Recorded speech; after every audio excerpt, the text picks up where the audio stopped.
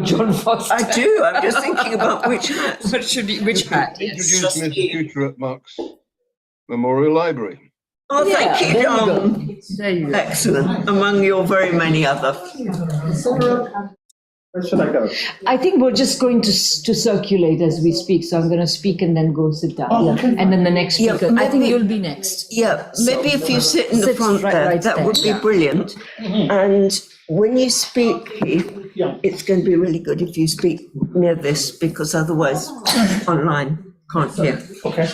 And I think I will go for probably about 12 or 13 minutes. I couldn't keep it down to 10. No, of course. Okay. All right. Well, I thought we were going to be nearly all online, but we've got a nice Yeah, a nice mix, I a think. nice mix. Yeah. Right. Shall we make a start? Is the door still open? Well, I'll tell you what.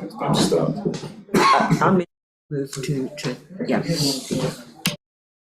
Okay. Well, we'll start.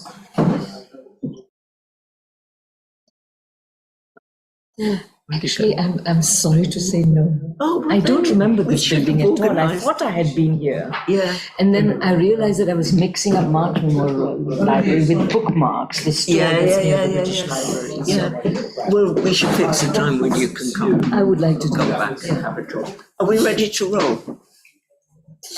Yes. Okay, well, a very, very warm welcome, everybody. This is a great event. Marx Memorial Library is absolutely delighted to have this book launch, Capitalism, Coronavirus and War. I'll introduce, first of all, Radhika, and Keith, and then other speakers are going to come up in turn after she's spoken.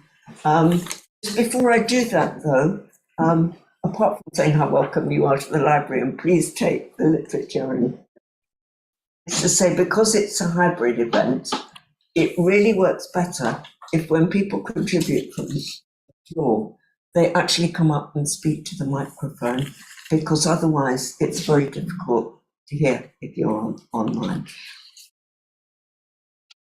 Sorry? Sorry, can we move that microphone? Yes. Can actually. It can move, but it doesn't move very far. Okay, so that's the deal. Anyway, a very, very warm welcome. Professor Radhika Desai is Professor at Department of Political Studies, University of Manitoba.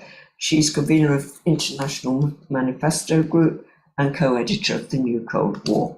I'll introduce you, Keith, when you come in. Was that somebody? Sorry, we're doing a bit of running in between to let people. Different waiting rooms, the real and the virtual. It's a real challenge, but anyway, just when Tom comes back with the new person, we'll be over to you, Radhika. And a very, very warm welcome. Thank and you. Congratulations. While we're waiting, let me just say that I did actually, as one is supposed to do in a real book launch, bring some discounted copies, which if you want, and remember, of course, that the book is available free of charge if you just want the PDF, and that's what you want, that's great, and I have no objection, but just in case you want one, I obtained some of these and they're available for £25 if you want. So while we're waiting, yes. Okay. Lovely. Okay, so over to you. Okay, well, first of all, thank you so much for turning out. Especially given that I don't live here and, I'm not necessarily very well known. I really appreciate this turnout, both there and here. So thank you very much. Thanks very much to the Marx Memorial Library for organizing this, and to the rapporteurs for taking the time to look into the book and say a few things. And of course, greetings to all who are here and watching on Zoom. What I'm going to do in my short presentation is I will focus on the main elements of my argument to give you a flavor of this book. And I should say that this book distills what I take to be really decades of work trying to understand capitalism and its evolution in Marxist terms, which as you'll see, was actually far more complex than I thought it would be when I started. So Capitalism, Coronavirus and War, a Geopolitical Economy, argues that the current NATO proxy war on Russia is the result of a decaying neoliberal financialized capitalism, complete with its declining imperial system under US leadership, cadaverously fighting for its fast ebbing life. And I mean every word of this, and I hope it will be clear to you as I go along. And that the war's counterproductive results, the unraveling of US influence in various parts of the world, and of the unraveling of US dollar dominance, further underline capitalism's rapidly diminishing options. So I further argue that, as the geopolitical economy approach has argued, and I published a book of that name in 2013, while actually existing, socialism has always been the leading edge of opposition to the capitalist system and the imperialist system. Today, more and more countries, no matter what the political character of their governments, are no longer willing or able to subordinate themselves to imperialism. The pandemic has both exposed this capitalism's dirty secrets. The pandemic has told on capitalism in two senses. It has exposed the dirty secrets of capitalism, its inequality, its productive debility, and its gross racism and inequality. And it has also told on it in the sense of exacerbating its already mounting difficulties. What should have been a mere public health crisis, albeit a serious one, turned into a knockdown crisis pervading economy, society, finance, culture, and politics. As the US and the UK especially showed, neoliberal financialized capitalism, and I take these two countries to be the leading countries of neoliberal financialized capitalism, and I also consider this form to be the only form capitalism can take if it is to avoid the danger of socialism. So these two countries performed as disastrously in the pandemic as the socialist countries led by China performed spectacularly well against the pandemic.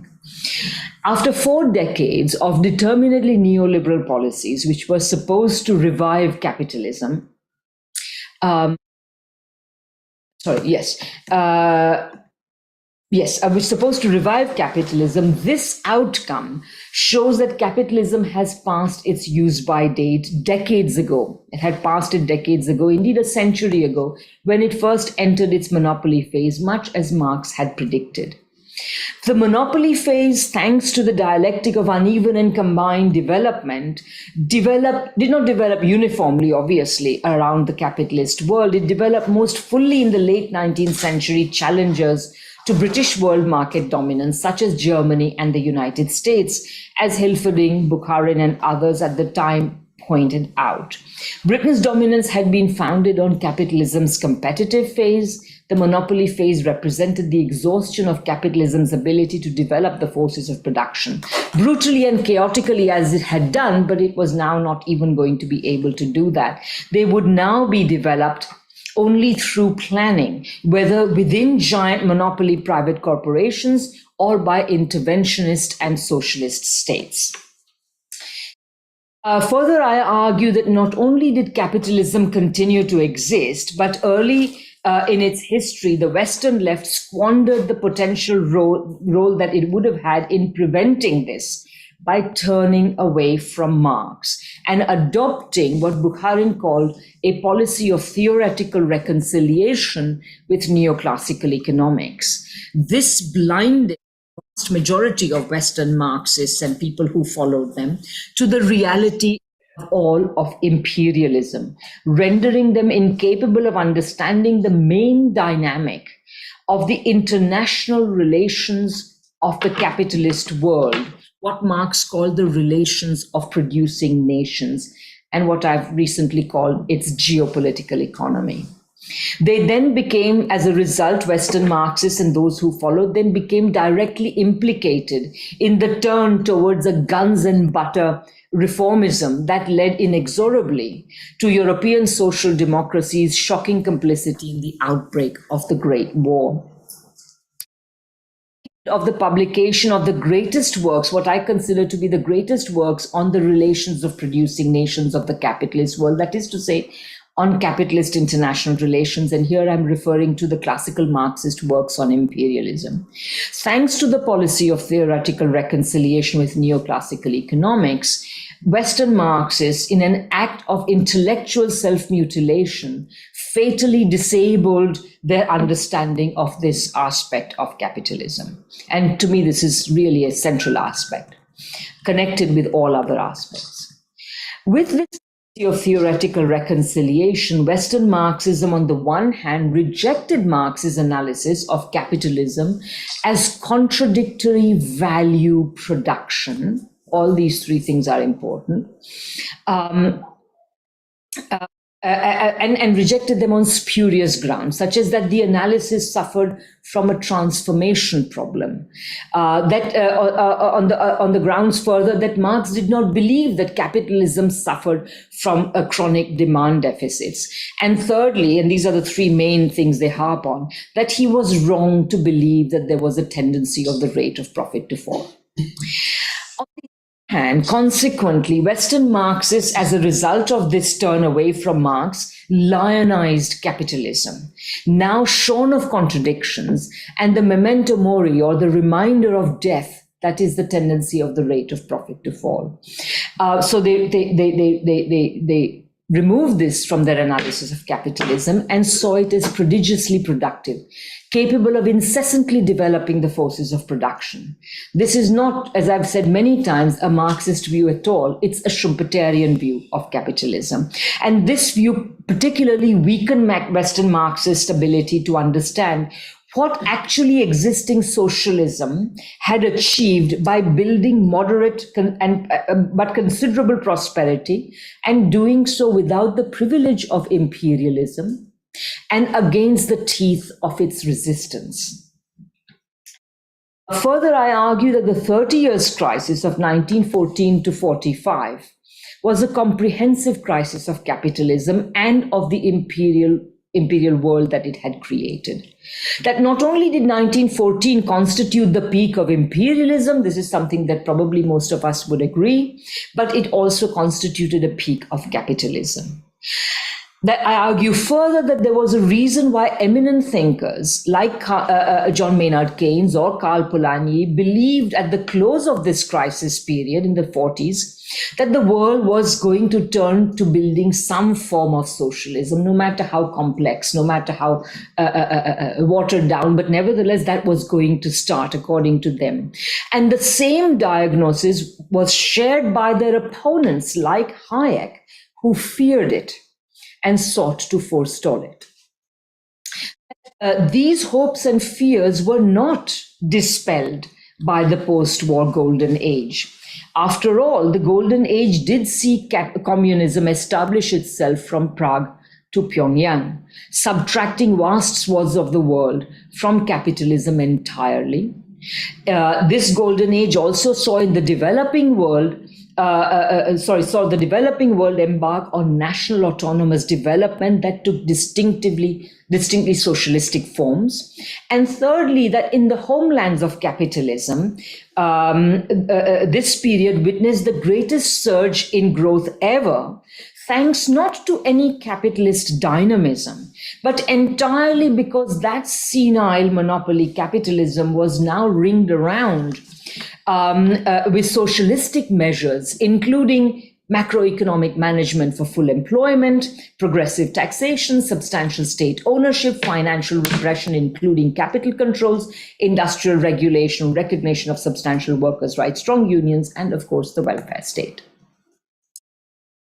Inevitably, having abandoned Marx, Western Marxists misattributed this growth to capitalism's own mojo, and this was a radical misdiagnosis. these capitalism in the Western countries may have been ringed around by socialistic measures, but the underlying capitalist character of these economies remained, and soon enough, by the early 70s, it had landed them in a deep crisis.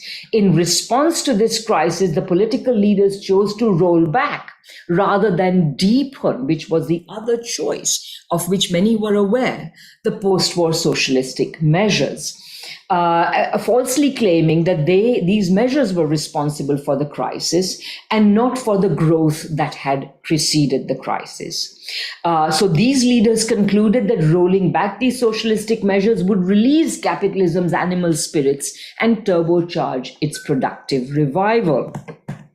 Capitalism, Coronavirus and War explains why this neoliberal turn failed.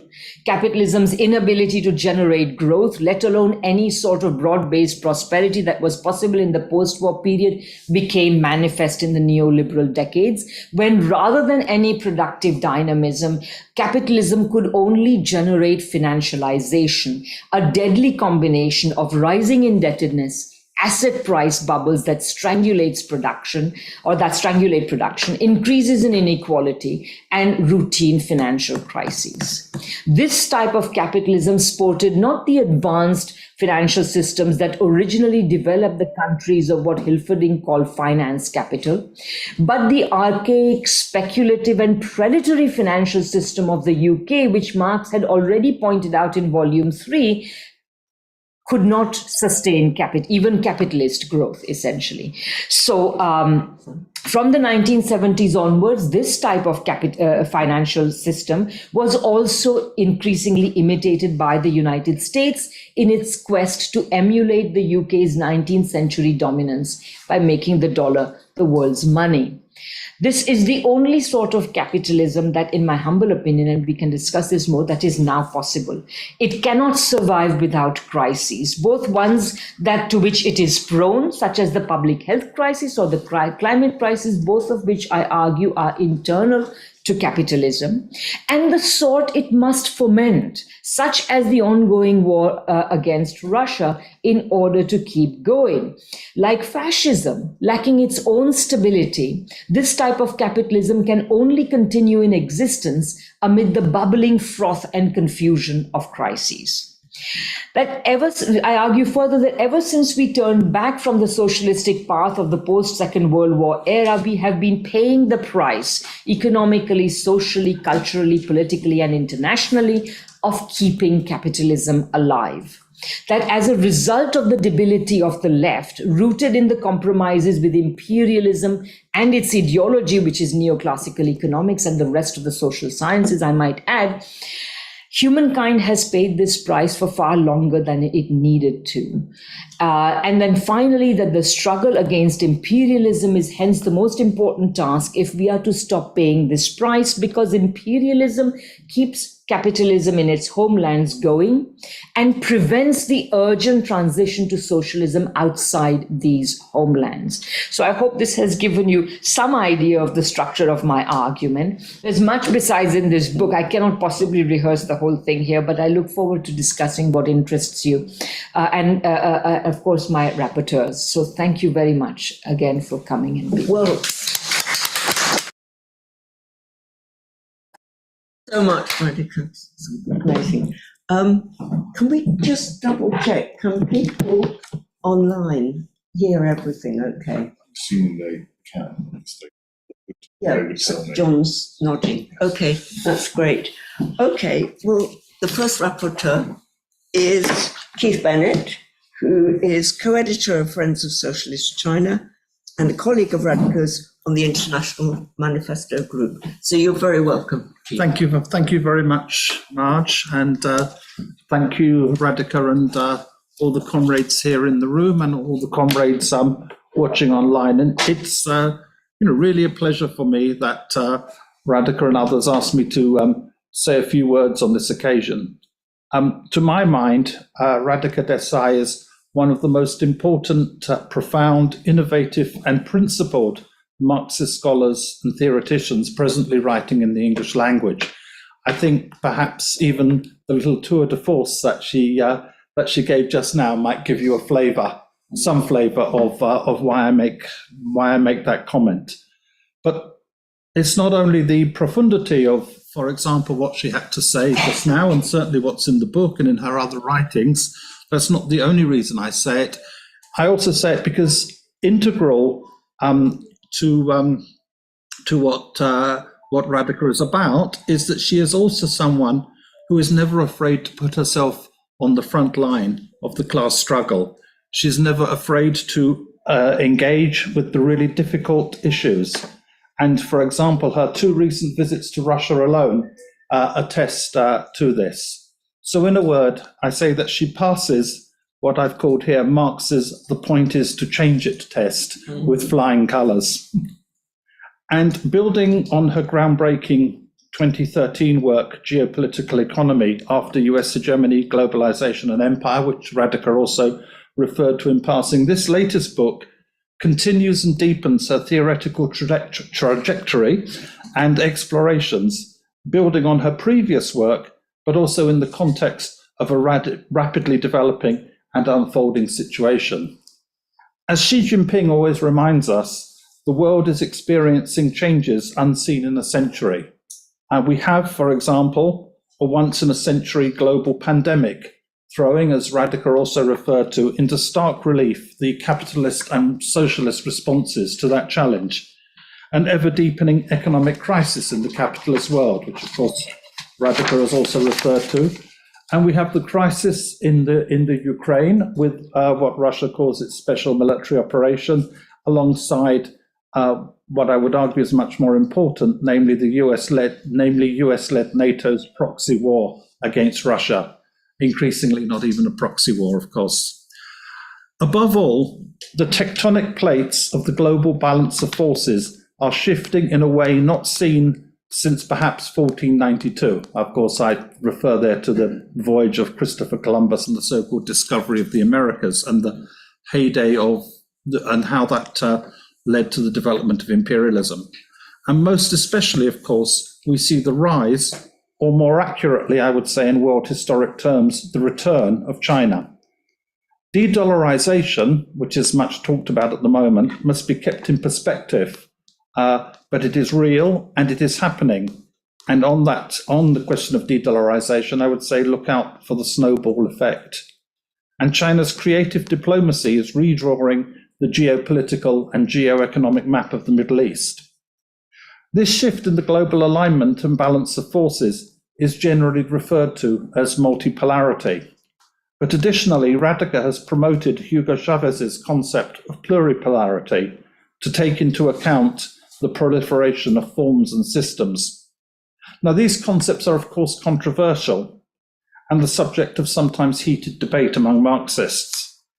Some say they neglect class struggle, and in my view, some who use these concepts do indeed err in that direction.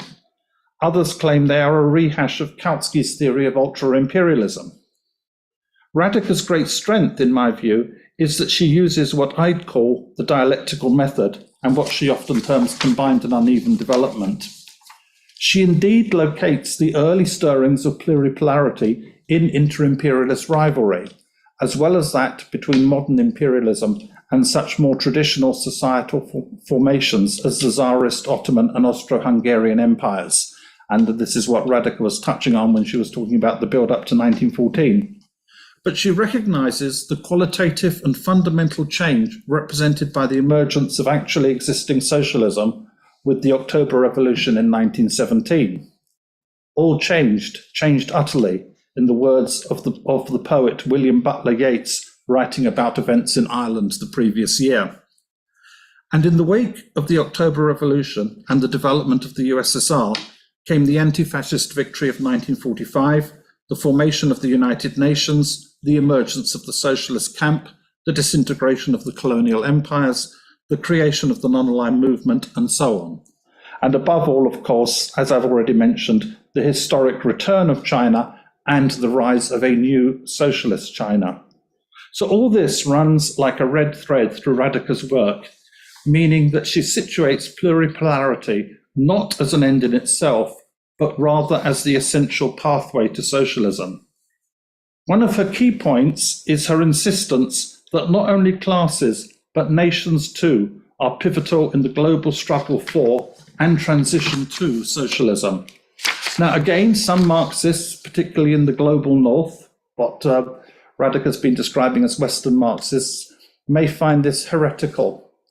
However, in the Communist Manifesto, Marx and Engels said that the working class must first win the battle for democracy, must constitute itself as the nation. Radhika's work proceeds also from the premise that socialism did not perish with the events of 1989 to 91. And those socialist countries that survived, China, the Democratic People's Republic of Korea, Vietnam, Laos, and Cuba, are precisely those that proceeded in the building of socialism via the anti-imperialist struggle for national liberation, and who see socialism, of course, as the universal cause and aspiration of working and oppressed people everywhere, but equally as being actually synonymous with their very national identity and existence. And the same may be said of those countries like Venezuela, Nicaragua, and Bolivia in particular, that presently seek to embark on a consciously socialist project. Standing in, theorizing, and developing this understanding, without which historical experience would tend to suggest a viable and sustainable socialist project is not possible, is perhaps, in my view, the greatest significance and contribution of Radhika's work. Thank you. Thank you so much, Keith. Very many thanks.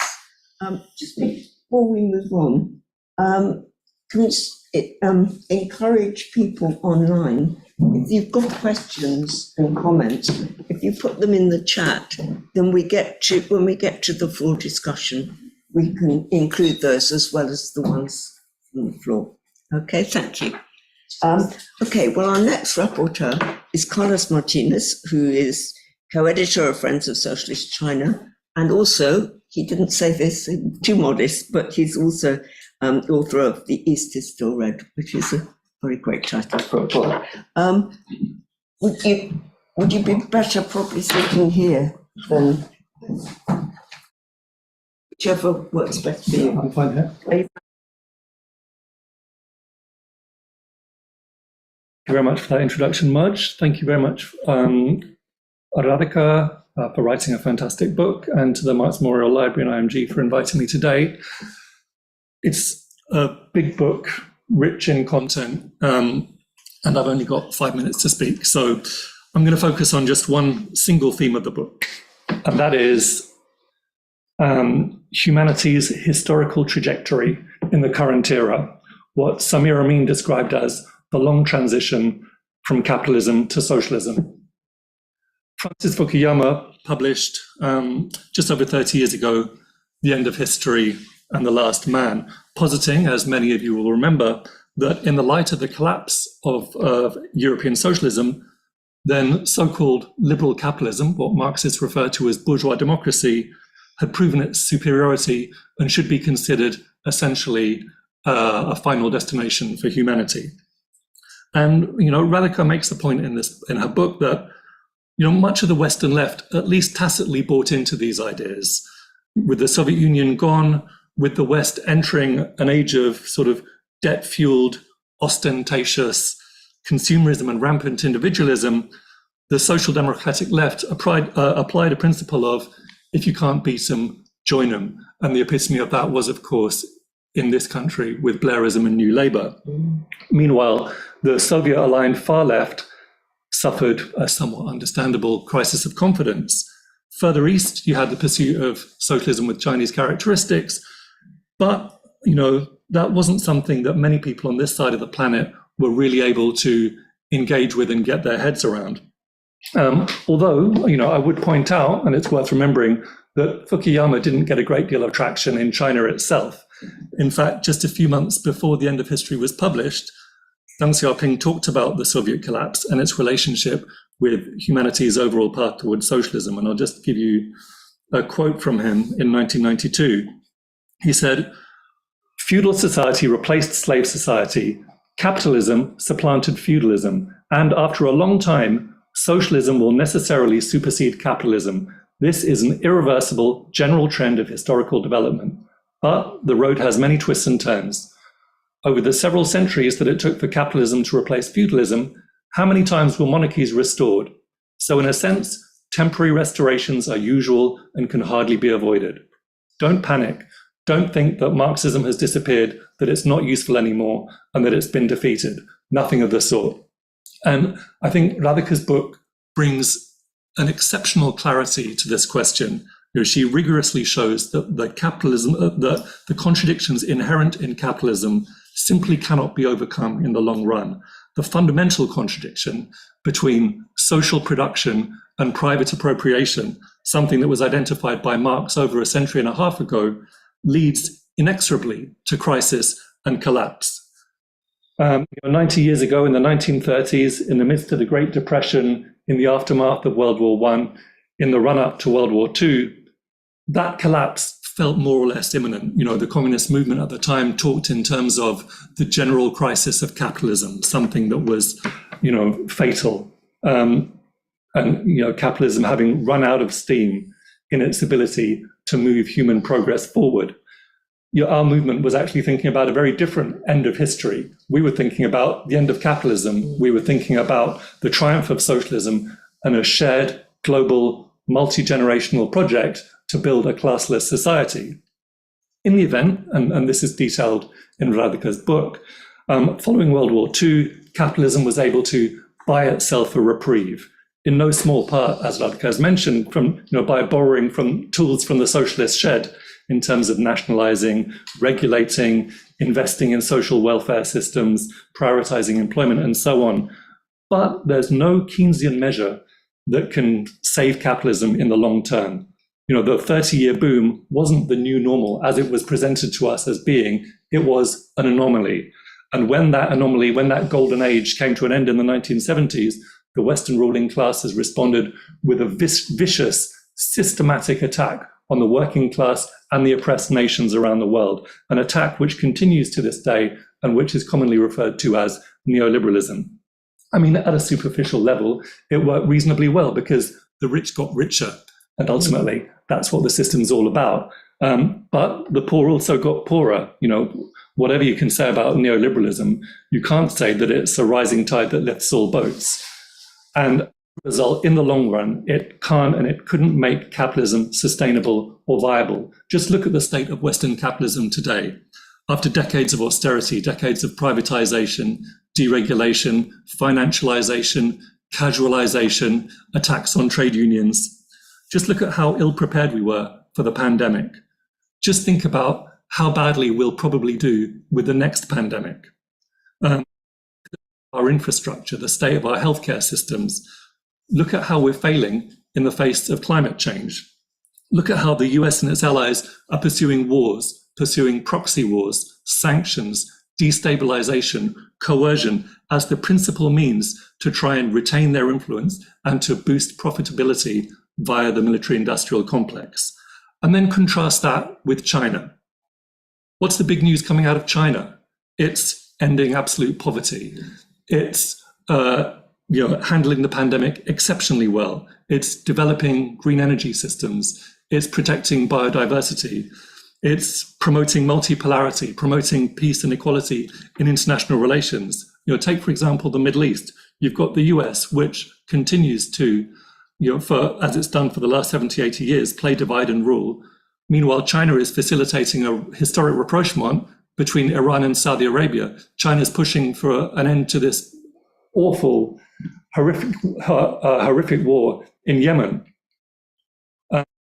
Ukraine, while the US and its allies are trying to turn the Ukraine crisis into a never-ending war, as various people have commented, fighting to the last Ukrainian, China's pushing heavily for negotiations towards a peace based on common security. So we're seeing this startling contrast between a decaying capitalism and a rising, diverse socialism in a growing family of socialist and progressive countries that's blazing a trail for all humanity. And Radhika's book situates that contrast within the historical trajectory from capitalism to socialism that, as Radhika points out, started a long time ago. Perhaps we can say that it starts with the Paris Commune in 1871. In my view, that's a very important point, and it's something that should give our movement confidence that history is on our side. So yeah, just finishing, Radhika's book is a crucial contribution to our collective understanding of the modern world.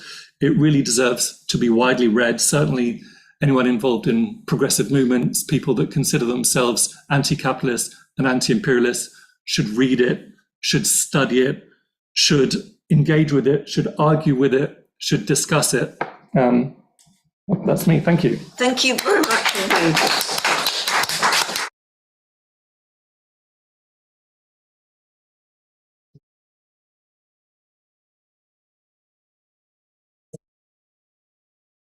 Do you want to take that now or after Jenny and John? Maybe if we do that and then take Thomas's. Okay, so we're now going to have contributions from the internet. I think Jenny, you're there, aren't you? I am. Great, that is wonderful. We can see you now, that's great. Jenny said she wanted to be introduced very modestly as a China specialist, which of course indeed she is. I personally know of something of her work in the peace movement. So anyway, a very warm welcome, Jenny, and over to you. Thanks, Marge, and hi, Radhika, and congratulations on your book. It's certainly really impressive in scope, and with these multiple layers or parallel strands of argument that you pull right the way through. And I agree, of course, with a lot of what you say. The need for planning, especially I'd add to deal with climate change, how the proxy war on Russia and the new Cold War on China should be seen as a phase in the long-term US wars for dominance, and also very much so on the Western left's blindness to imperialism and how it dismisses the global South and socialist China. The left is incredibly fragmented, as we know, with no idea what socialism is, how to begin discussing it, how to get there. And so to me, this book is very welcome. And I'll take the opportunity to raise some issues around some of your points, just maybe to give you the opportunity to expand them or not, as the case may be, around uneven and combined development, planning and international solidarity. So first of all, you say uneven and combined development produces a pluripolarity of states, which each in their own way strive to compete and industrialize or fail, as the case may be. And you say the result of pluripolarity is a ramshackle arrangement of states rather than a hegemonic order. For me, I think the international is a terrain of struggle along intertwined axes of imperialism, anti-imperialism, capitalism, socialism, and hegemonism, counter-hegemonism. I think that there are distinct phases rather than it being a continuum defined by different challenges and opportunities demanding different strategies of unity and struggle. So the World War I phase of inter-imperialist rivalries differed from the World War II, where socialist and revolutionary forces joined the US and British imperialism to defeat fascism. And so I would argue that multipolarity today is set in the strategic frame of upholding the UN against the US hegemonic drive, which isn't absolute, but which is constantly adjusting, but which is hegemonic in supporting a rules-based order to secure the general conditions of imperialist exploitation. So other imperialist powers depend on the US, but also compete with it up to a point. So there's a contradiction for them. On planning, you say business conglomerates demonstrate potential for planning, but we only need to look at the Soviet and the Chinese experiences to see how difficult this is. And of course, planning in the Soviet Union was very different from China's increasingly flexible approach, even using stock markets. So how does planning resolve the contradictions of capitalism? How do you see that? Where should we start? Should we think about stages? Does de-dollarization actually have a role to play here? And maybe also Lula's visit to China fits. He seems to have got a grip on Brazil's capacities, and he's saying to the Chinese, please invest here, here, here. Isn't that a kind of planning, directing finance to chosen areas of production? So as to the left, I think perhaps we need a better frame than international solidarity to achieve the shift that we want towards a more positive worldview. Perhaps international cooperation and win-win, which presents the global south as an opportunity, is a better way. On the subject of win-win, there's also the Xi-Macron deal, which sees China drawing France away from war into a strategic partnership starting to redress global inequalities. Well, I wish the UK government would do something like that, as well. But who would support me here? You speak about divisions in the neoliberal capitalist class. Can these be exploited? Are there some sections more averse to war, more ready to adapt to multipolarity? And even since publication of the book, it's becoming more clear how US decline is opening spaces for new initiatives for peace development, tackling climate change, especially from China and the global south, which are variously demanding reforms of part of the rules-based order, ensuring implementation of other parts of it, as well as building alternatives. So it seems to me like a new internationalism. This all seems to me like a new internationalism. And instead of solidarity, what we have to do is to understand the challenges and opportunities here so as to develop strategies to align domestic popular agendas with this new internationalism. So I'll finish there.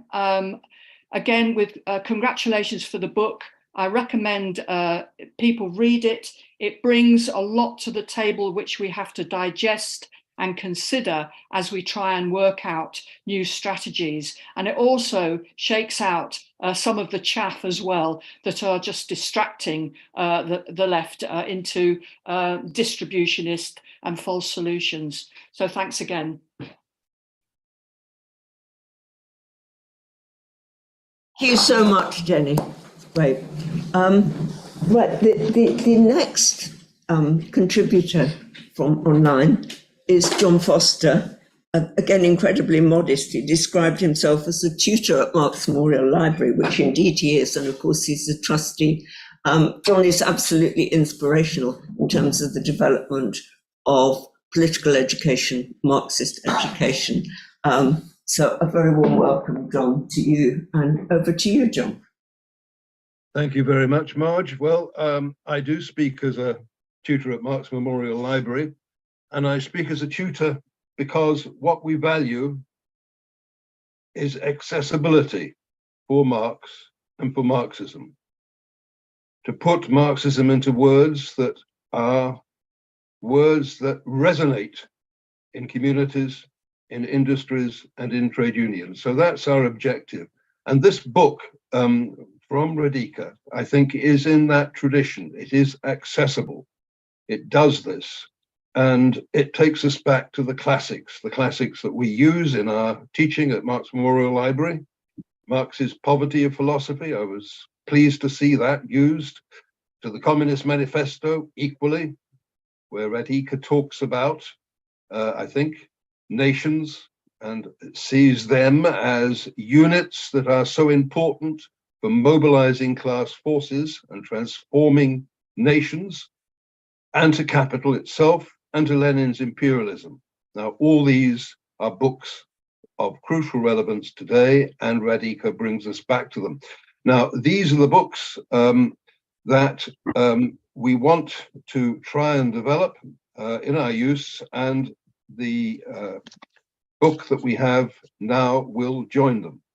And its great merit, I think, is it forces us to look at the development of capitalism as a whole, as a class-based system, and developing through its contradictions and crises. I might have some reservations about the formulation of united and combined development.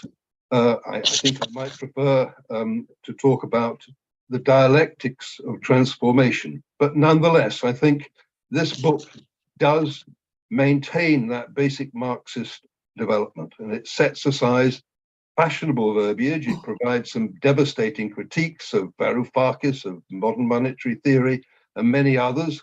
And it takes us back to three simple terms. And I think they're very important today, because our job is to try and take these ideas back into the trade union and labor movement where they've been lacking for so long. One is planning, the second is parties, and the third is the state. The need for a planned economy, planned in the interests of working people, the need for disciplined parties based on the understanding of what Marx actually wrote, as in the Communist Manifesto, and finally for a state that represents class interests of working people as a whole. Now, this, I think, is the foundation of what we need to do in terms of taking forward these ideas. This book, written a year ago now, as I think many others have already said, seems remarkably prescient. It's even more relevant than it was 12 months ago. We just need to see the realignments in the Middle East and elsewhere.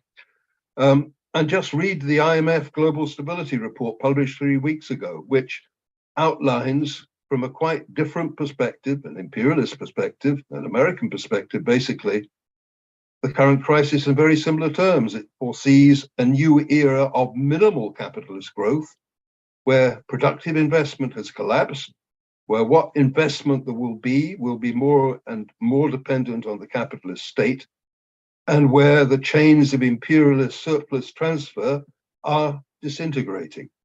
Now, that's the IMF. And I think in many ways it's rather similar to the analysis that we find in Radhika's book. We also see, of course, tragically and desperately worryingly, an escalating drive to war by a small group of imperialist nations, while the global South coalesces in opposition. And the recent changes in the alignment of the Middle East are ones that I think would have been difficult to understand just 12 months ago. So the book poses a challenge to the left in the old capitalist centers. It is to confront this reality and to challenge the escalating drive to war, and thereby also the language of the new Cold War. NATO is fighting, as always, for imperialist domination and directly risking humanity's future to do so. So it's an important book. It is welcome for both its immediate relevance and also for its long-term perspective and for its accessibility. We need simple words, key words that we can take, we can use in order to mobilize the forces of class and class struggle, because these remain, as Marx said, the center for change. So thanks very much, Radhika, for a book that will certainly be used in Marx Memorial Library, and I hope used in many other places as well. Thank you so much, John. Right, at this point, I think, Carlos, do you have it? The access to John Ross's? Yeah. Okay, so we're now going to have input from another China expert, John Ross. I'm actually going to come on the front so I can see it, okay?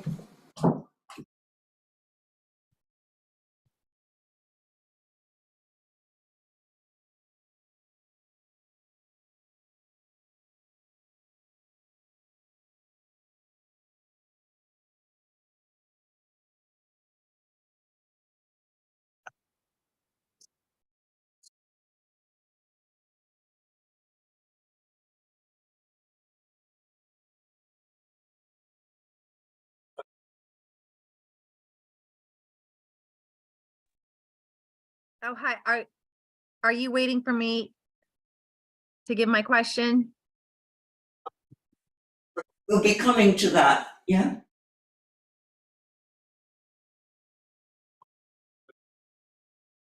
Okay, just let me know when you're ready for me to give it. Sure. Choose video.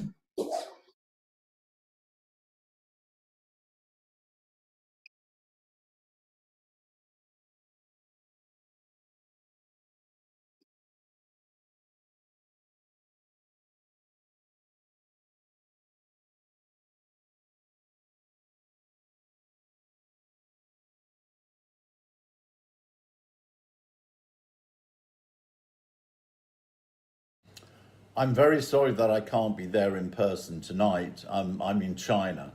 And this also explains the somewhat odd angle of the recording, sometimes to do it in a hotel room.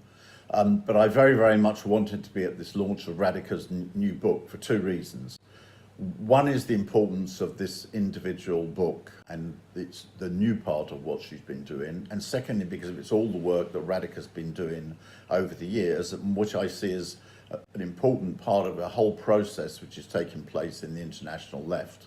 So I want to try to look at the book in that context as well. First, coming on to the immediate questions about the book. It deals not merely with the development of capitalism, but comes right up to the dealing with the question of the coronavirus and the Ukraine war. Being in China at the present time is particularly appropriate for this because I feel with particular bitterness what has been done in the West compared to what has been done in China over the coronavirus. I'll put it very bluntly. The Western countries have allowed millions of people to be killed because they wanted to pursue profit.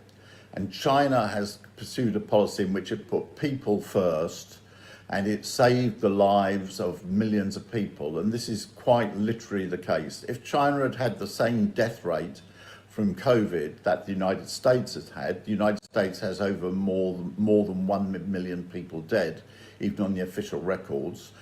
But China has more than 4 times the population of the United States.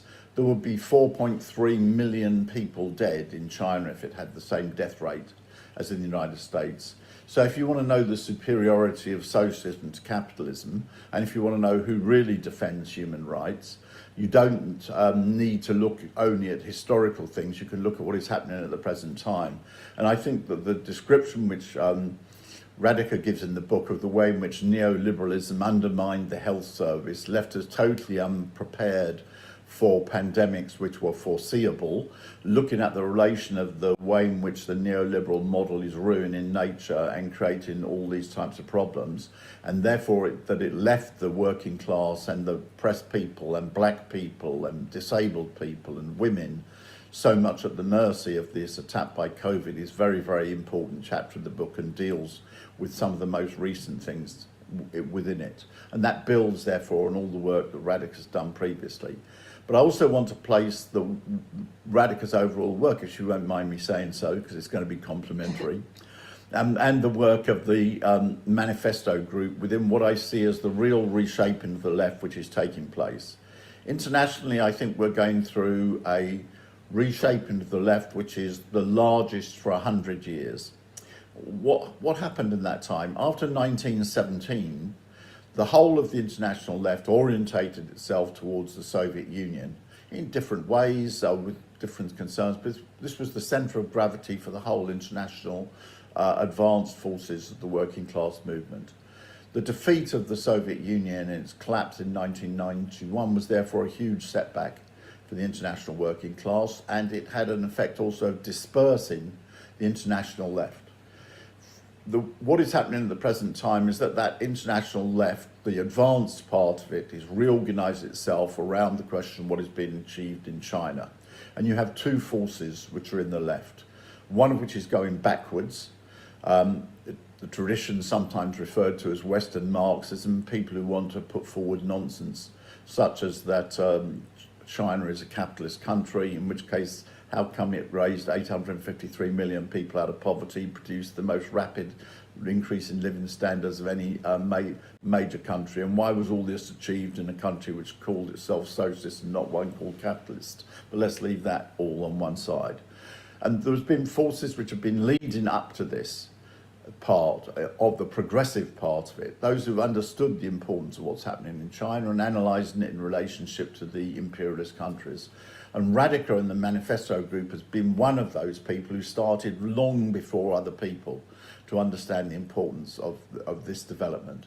Therefore, what she's doing and what the Manifesto group is doing is part of a whole process which is taking place of the recomposition of the international left. It's an important intellectual part, and that's why I was so keen to be able to get to this meeting tonight, even if only in video form.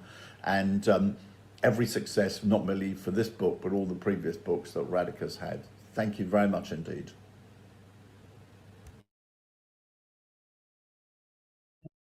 Very many appreciations to John. Right, that's great. So what we can do now, if you're okay with this, Radhika, is rather than you coming back now, we take some questions and comments, both from the floor here and from online, and then of course it'll be over to you to respond. Okay, so do we have somebody on the screen at the moment? Yes. Yeah, please go ahead.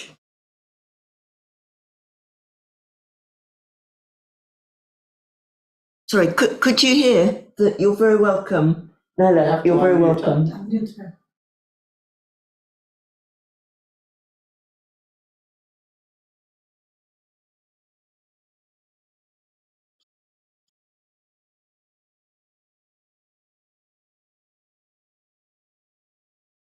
Okay.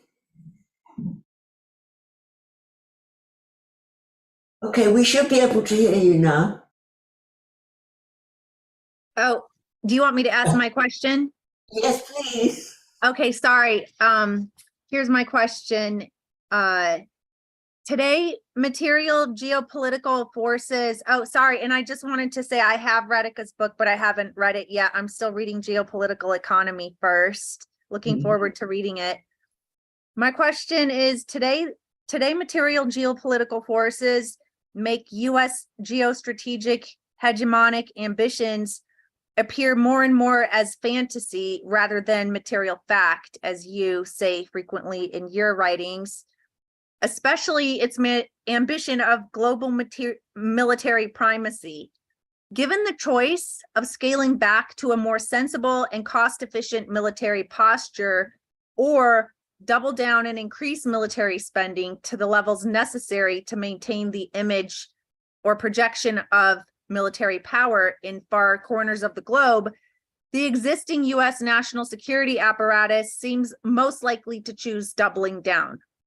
How long do you think the US can continue to openly maintain military primacy as its strategy?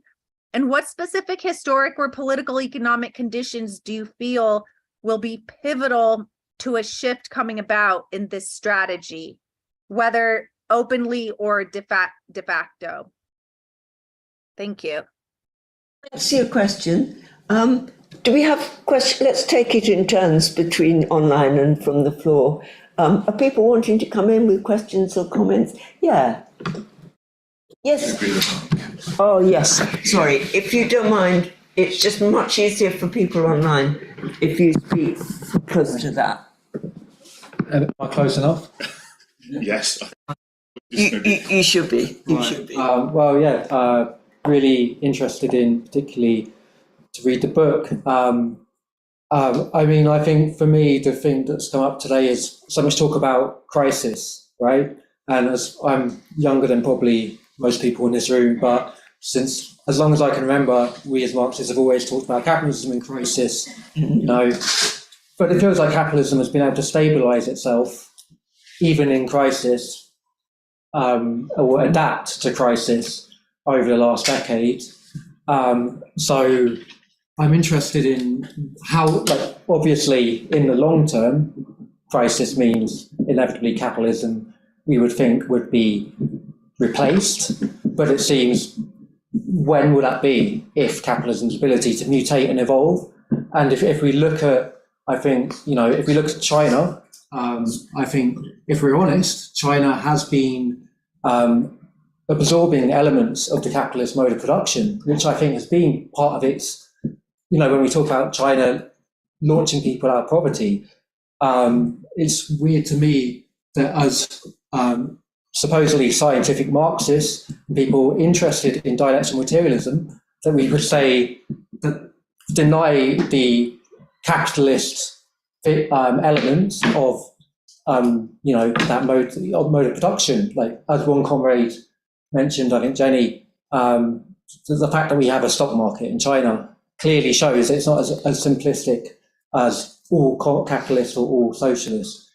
So are we seeing a mutation of capitalism, similar in some ways to people may have talked about the social democratic, you know, Keynesian mode of production? So yeah, I'd be keen to think about where are we going next with capitalism, right? In this crisis, because it seems to me the left and the workers' movement in the UK is weaker than perhaps ever, or at least it's easy to feel like that. So what actually is going to happen, and how can the left benefit, right? Thanks. Thanks for your question and comments. Right, we have somebody online who wants to come in.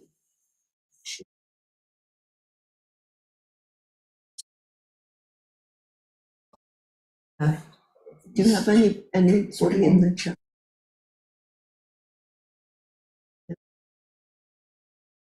Anybody raised a hand?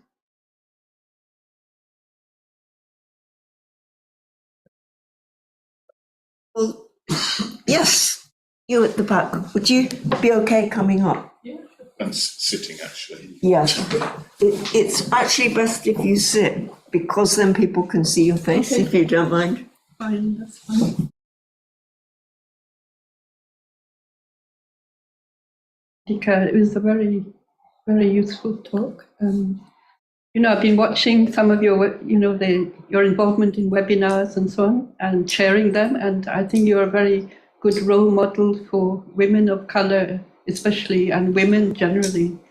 I'm very impressed by your capacity to work with people and iron out problems and so on. So don't really have anything. I can save you another question. And I don't have anything to contribute about the theoretical discussion, but I'd like to share with you all, a little bit of the history of the international communist movement, which is very relevant to this particular place, Marx Memorial House. 44 years ago, the Workers' Institute, led by Aravindan Balakrishnan, held a very historic conference on world revolution and world party building. One session of which was held here in my house. I want to tell you this because at this present time, the British state wants to erase our history.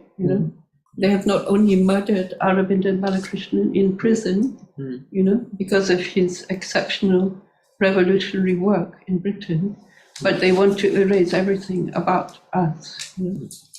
So I just thought I would share that with you, and how important it is that, 44 years ago, Aravinda Balakrishnan was able to put forward, see far ahead, the role of China in the world, unbelievable.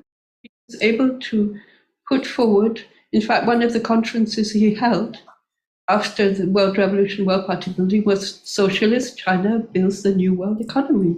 That was in May 1979. Imagine that, 44 years ago, when nobody could even conceive of China taking the global, the role it is taking on the global stage. Well, thank you very much indeed for that. Thank you. Okay. Thank you very much.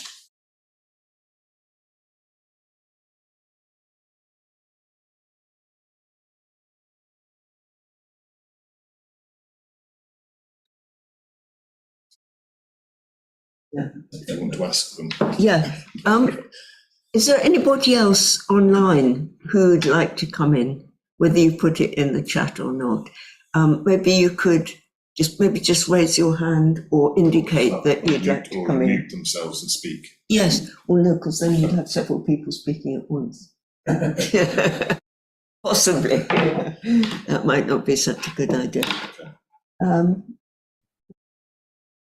It's been so much material and so much to reflect on that maybe we should perhaps just check here. Yeah, you'd like to come into the discussion. Okay.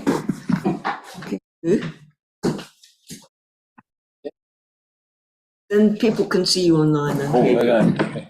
So, Radhika, you've become well known as a prophet of de-dollarization over the last few years.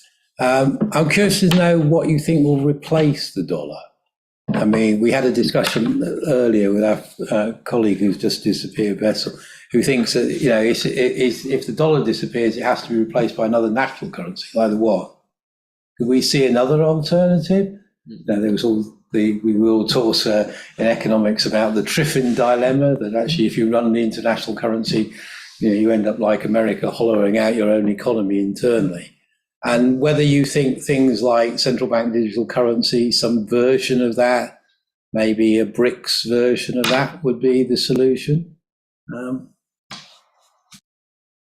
That. If you're happy, Radhika, we should wind up there and let you come back and respond if you're happy to do that.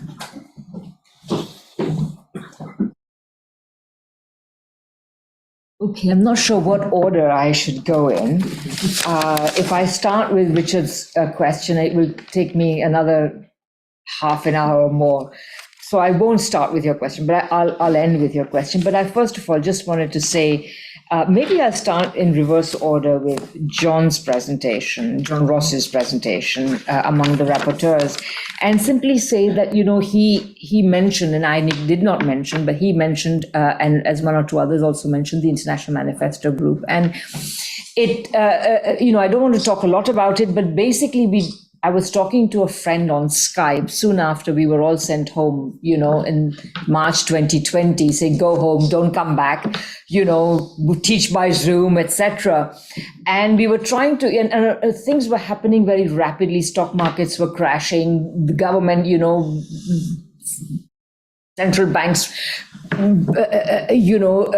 opening the taps of liquidity and so on. So all of these things were happening. And so we just decided that we would create a discussion club. And that's what the International Manifesto group was originally about, is we felt that we would simply meet every fortnight, create an international club and talk about what was happening. And then slowly, of course, being who we were, we also, the point was not simply to have discuss, but to also talk about what should be done, what is to be done, the perennial, eternal political question. So that's why we called ourselves the International Manifesto Group, because at the end of the day, it was about analyzing what was going on and coming up with some ideas about what to do. So the International Manifesto Group has been really very critical. And I should also say that it's only been in existence for about, since March 2020 or April 2020 or thereabouts. And we've already lost a very prized comrade, the South African communist leader, Chris Matlako,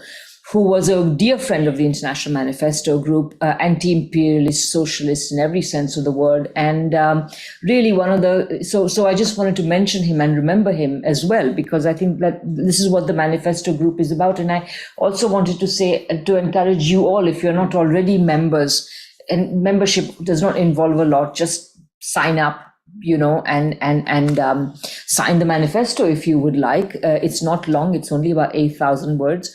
So it's like reading an article. And I hope that you will agree, consider signing, volunteering, working with us, attending our webinars, and being part of the larger community that we are. So, and in terms of John's points, I just wanted to say that I agree with him that the key point that he made, about how about the pandemic, I think that it's really important to see that in the West, and this is something that shocked me when I first discovered it as well, although I was also watching it as we were going along. In the West, both in the United States and in the UK, the governments actually initially thought, why should we do anything? Why don't we just let the pandemic rip? Let it do what it likes, take who it will. And it's only when people came up and said, this is going to be economically hugely disruptive. And remember, by economically was meant it will be disruptive for capital accumulation, that governments went back to the drawing board and chose what I call a slightly less murderous strategy.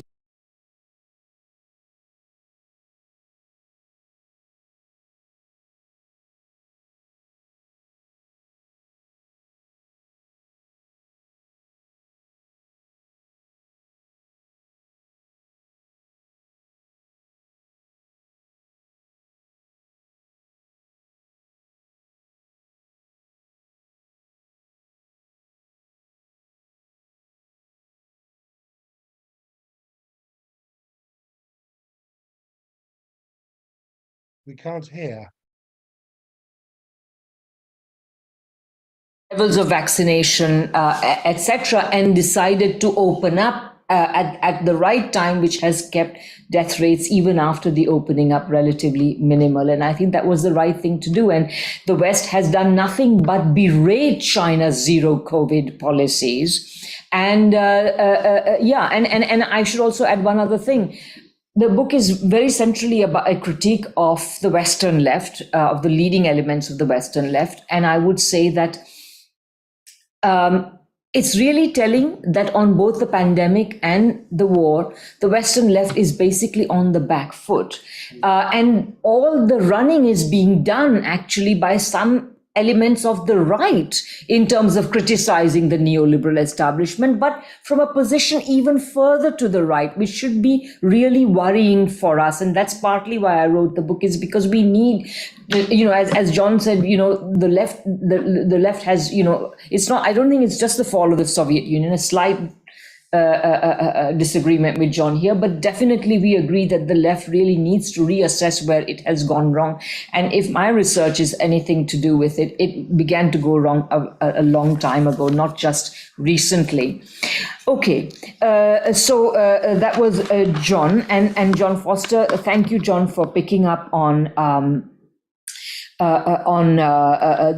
various points. And in particular, I wanted to say that I do feel that insisting on planning and party is critically important, and inevitably also, therefore, the state, because I feel that in many ways, the neoliberal era has also had a left version of neoliberalism. And the left version of neoliberalism is about what I call network politics and Proudhonist economics, the idea that somehow you can have a small-scale market economy and then everything will be fine and we don't have to worry about taking state power, etc. This is not the case. The fact of the matter is that these discourses have lulled the left into its own version of a neoliberalism, in which you don't need a party which will take state power, and you don't need state planning in order to do this, in order to create a better economy, society, etc., etc.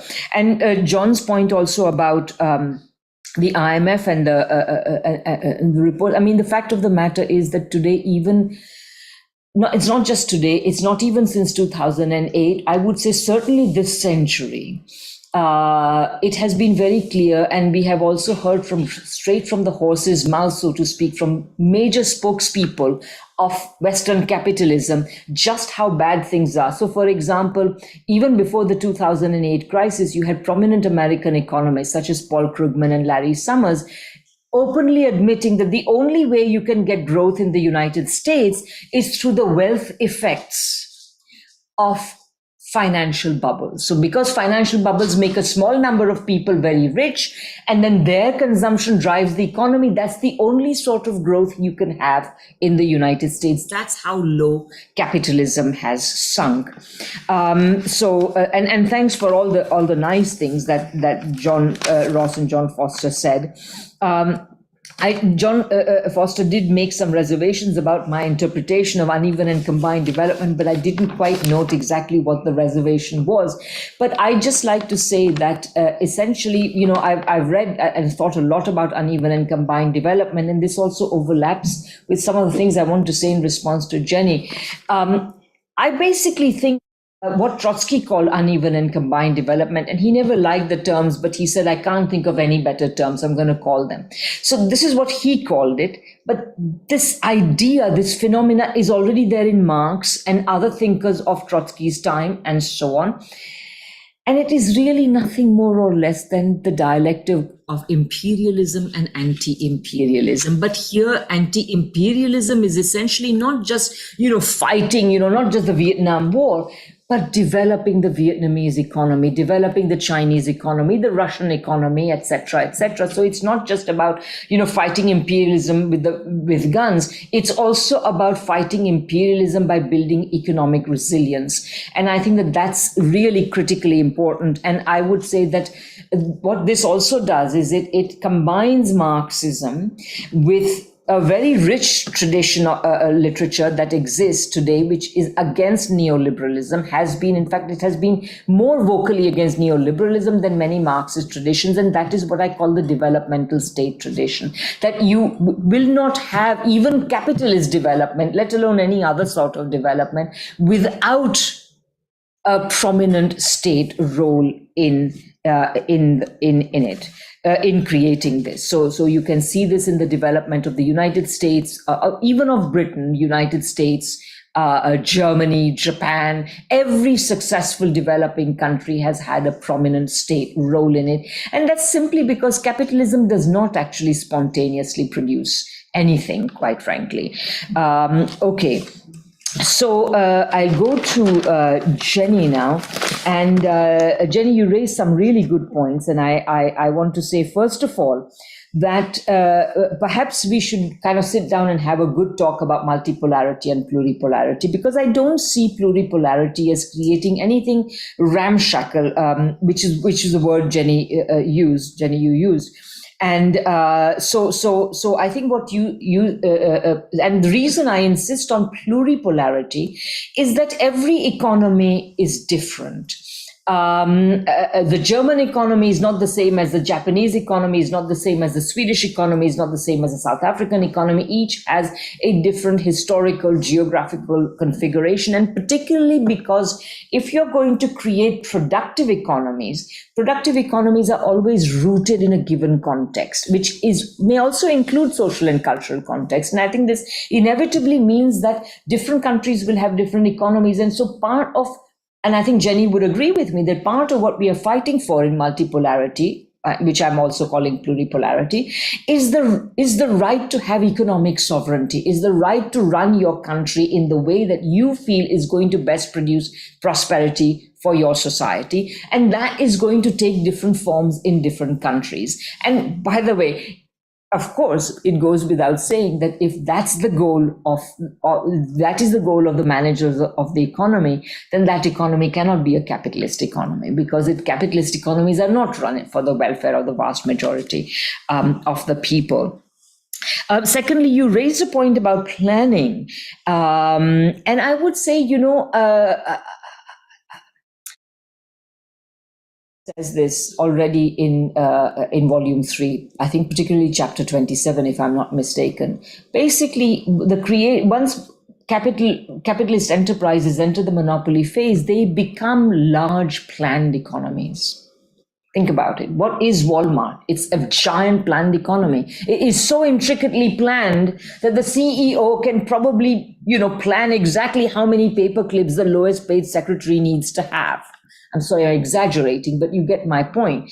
And especially in the era of information technology, it is possible to plan with all the feedback loops which Soviet planners found it so difficult to create, and they did not have them, and that was partly what made planning difficult. I think planning is important, and I think that which is not to say that you cannot combine plan and market to a significant extent, so long as the commanding principle is that of a planned economy whose purpose is to create a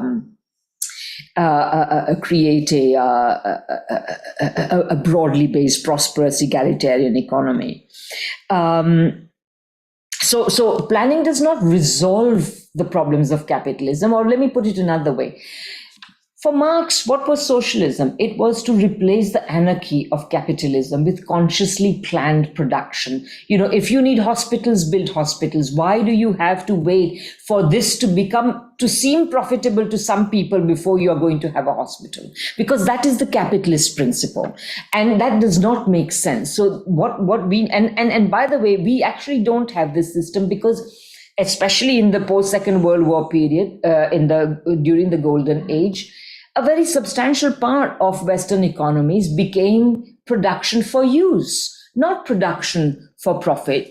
States built roads and hospitals and schools and so on and so forth. So we have to expand the sphere of the production of the productive apparatus that produces directly for use. What is the point of producing for profit in the hope that it will satisfy human need? Isn't that a little unrealistic?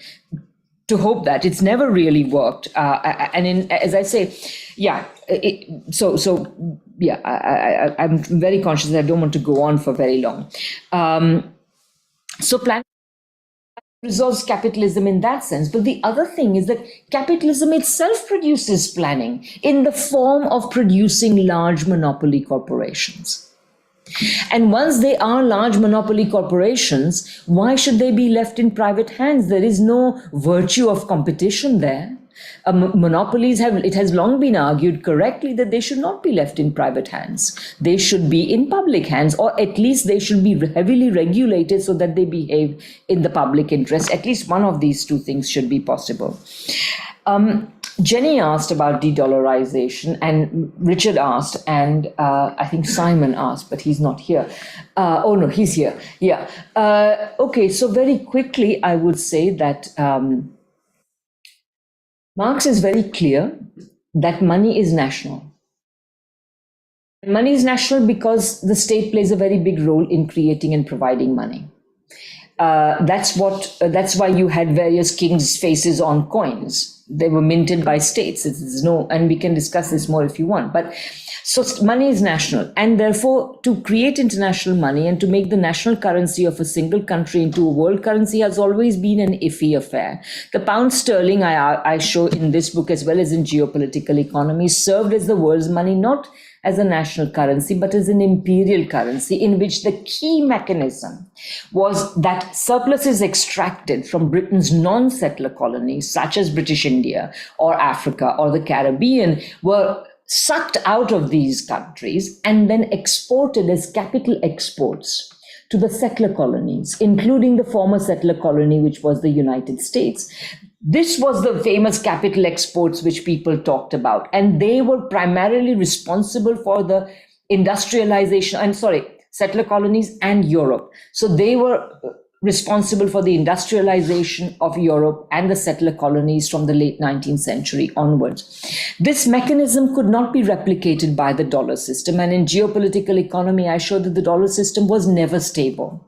It has, after collapsing, after collapsing in 1971, it became reliant essentially on creating a vast financial demand for the dollar, which had nothing to do with production, nothing to do with trade, everything to do with purely financial, just expanding financial activity to absurd levels, to levels which only enriched a tiny elite and did nothing for the rest of the world and the poor people of the world, both within the Western countries and outside. And so this is an inherently unstable and volatile system. We don't need it. What will replace it? Not another national currency. I don't think the Chinese will allow an internationalization of the renminbi of the sort that the dollar has experienced, for the simple reason that that sort of internationalization of a currency it leads directly to the demise of the productive economy in your own country. China cannot afford it. China knows what's the problem. Keynes in 1944 had proposed a system which would have avoided all these things. We can again, there are many ins and outs to that, but let me just put it one way. The dollar system relies on systematically generating imbalances. Keynes's system relied on relied on creating the incentives to create balanced trade, balanced flows of money, capital flows, etc., etc. In fact, if trade and investment are broadly balanced, you actually wouldn't need very much Banco, because you would only need money to settle imbalances. So you wouldn't need that. And central bank digital currencies, well, today, just as, as I said earlier, information technology enables an enormous amount of planning. I would say that central bank digital currencies have the potential to erase the private financial sector, which is why you will find probably that central bank digital currencies will be embraced more fully in socialist economies, and they will always be resisted in capitalist economies because of the threat it poses to the private financial sector, which is today a disproportionate part of the financial sector of so many countries, Western countries. So I'm just trying to be as quick as possible without taking up too much time. Keith, thank you for all the wonderful things you said. I just wanted to, I meant to say something about the relation between pluripolarity and production, and I've already said that in relation to Jenny's points, which is that,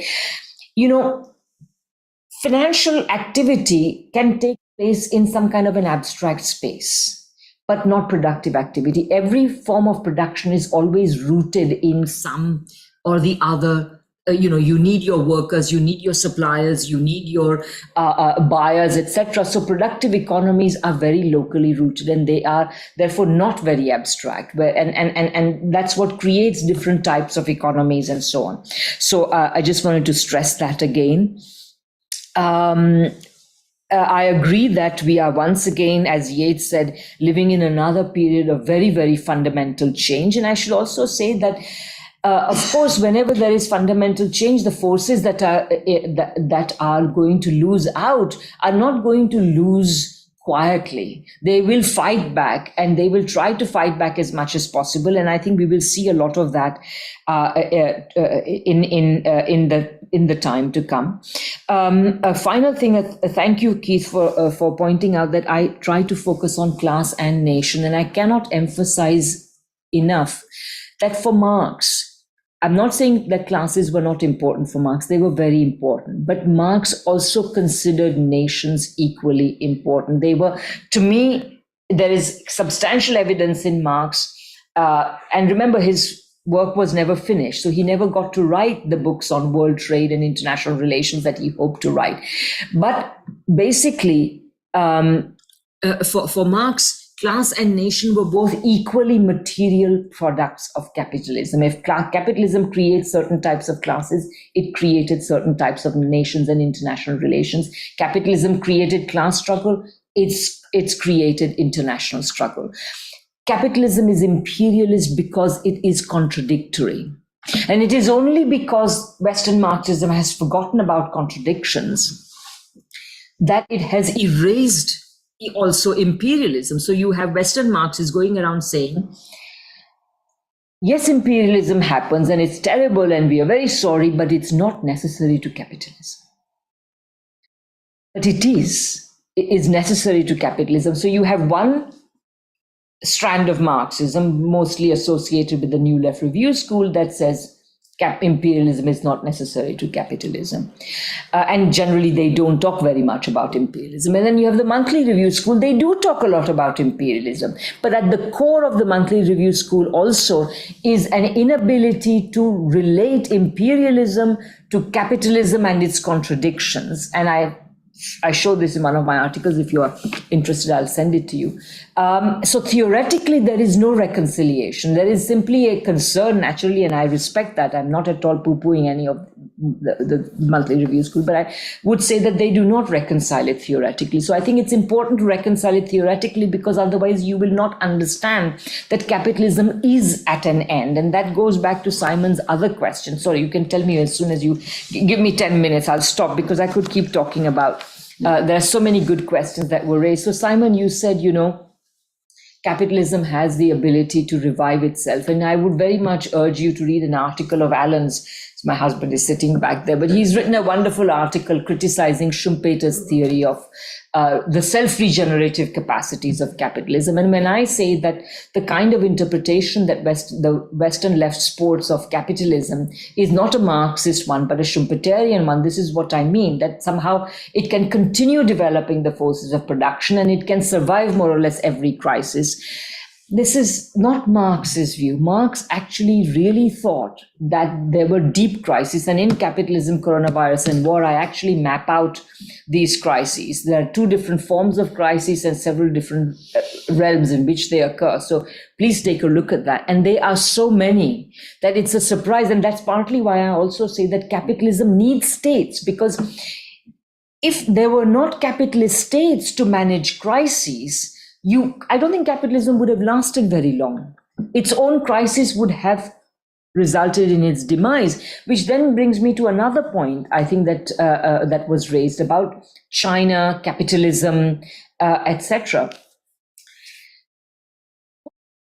Society, it's not the existence of private corporations. It's not even the existence of capitalists. You had both private corporations and capitalists in feudalism, but we did not call feudal societies capitalist societies.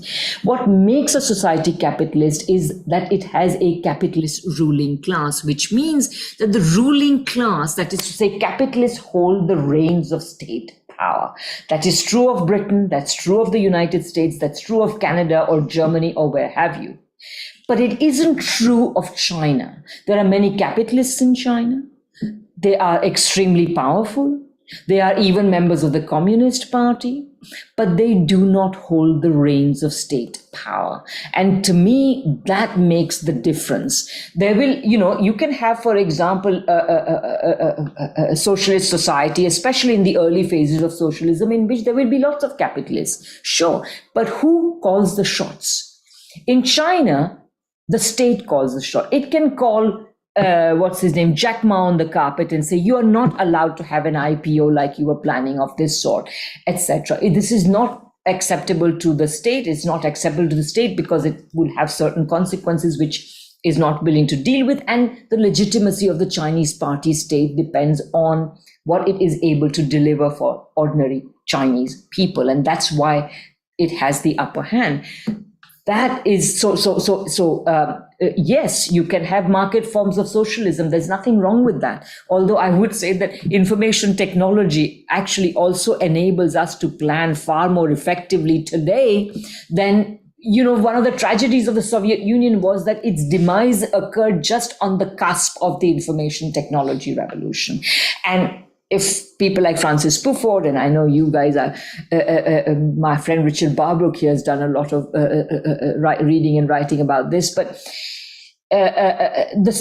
many of the earliest discoveries in cybernetics were actually made by Soviet scientists because they were looking for ways to process information, to gather and process information that would enable them to plan properly. So it's not a coincidence that this was the case. So yeah, and the demise of the Soviet Union was a tragedy. Keith and I and others were just recalling that the Soviet Union was dissolved on the decision of 3 people who sat in a room and signed off on a document that said the Soviet Union was dissolved against the expressed wishes of the people of the Soviet Union. They did not wish to see any such dissolution. To Carlos, I should probably wind down, right? So I will just make one point vis-a-vis Carlos. I think that Carlos also picked up on a really critical point. I mean, you see, the more I think about it, it's actually existing socialism. What was the socialism of the Soviet Union, China today, various other socialist societies? I would say that this is almost like a necessary response to capitalism. And it is part of the history of capitalism. If you think about it, there are at least 2 big ways in which socialism has saved capitalism's skin. First, in the Second World War, by defeating fascism.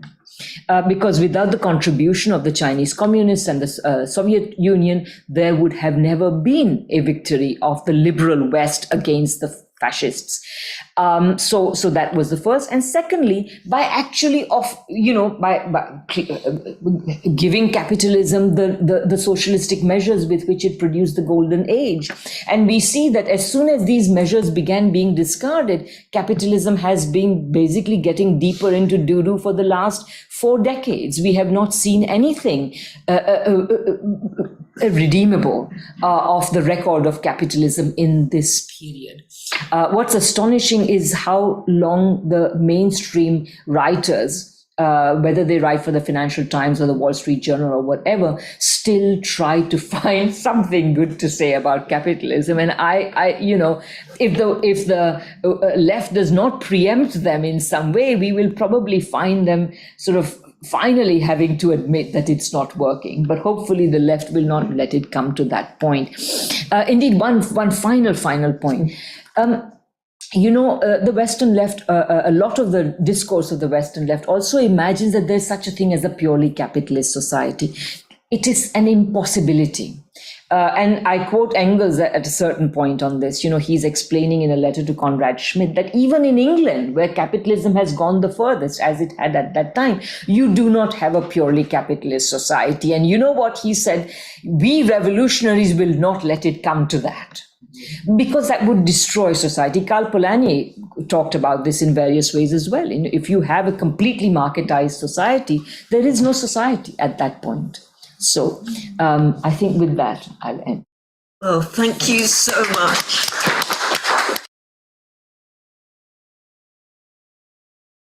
I'd like to say a very, very warm thank you for sharing your book launch with us. It's been absolutely amazing evening.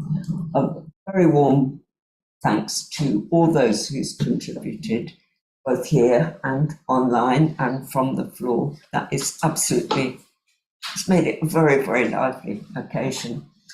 Thanks to Tom for doing all of that, which is nerve-wracking. Thank you very much. And just before our final claps,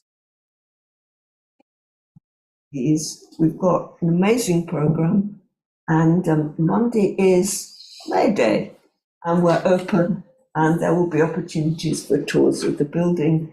So please, if you're around, do come, do join in, look at what we've got online, and if people want to carry on with the discussion, maybe the pub.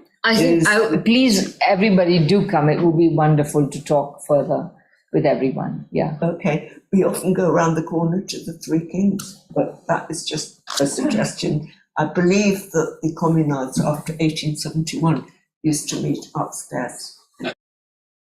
What better place? Thank you very much again.